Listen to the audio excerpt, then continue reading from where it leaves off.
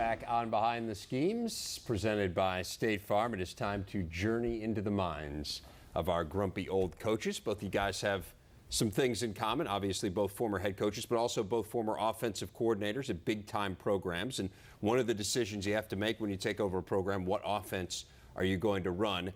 West Coast offense or spread? Those are your two choices. Which one would you take? I would go with the West Coast offense for several reasons. I want to be balanced on 1st and 10, which is the most important down in football. It's also the down that happens the most, and it's also the down where the defense has to balance up. They have to defend both the run and the pass, and I think you can attack that defense better from the West Coast. I want to be able to be good in short yardage, goal line, certain running situations, and I think the West Coast offense gives you that. And I want to be able to recruit the best quarterbacks in the country, Mason. I think the best quarterbacks in the country coming out of high school ultimately want to play in the NFL. They want to take a snap from underneath the center, not from the spread, because they see themselves going to the NFL with the next snap.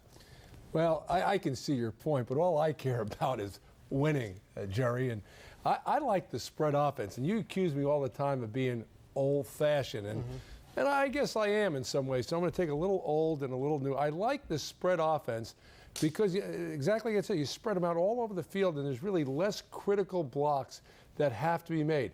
I'm going to qualify this with saying I need a running quarterback. I want the running quarterback spread offense because one of the plays that I really want to feature is all the wishbone principles, and that's the old.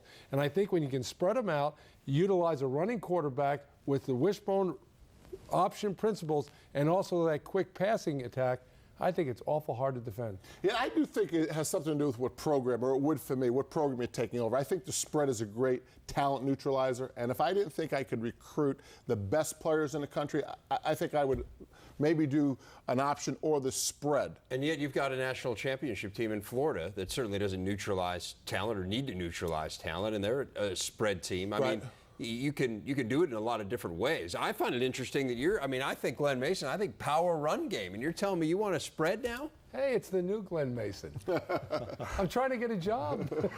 I do think that we'll watch the Florida offense evolve. I think that's more of a product where Urban Meyer had coached before. Why would it evolve? Because he's winning national championships. No, because once they lose Tim Tebow, I don't think the next quarterback will be that type, and I think you'll see a change. You will not see an offense based on a running quarterback at Florida when Tim Tebow leaves. You agree with that? That's my prediction. I don't agree.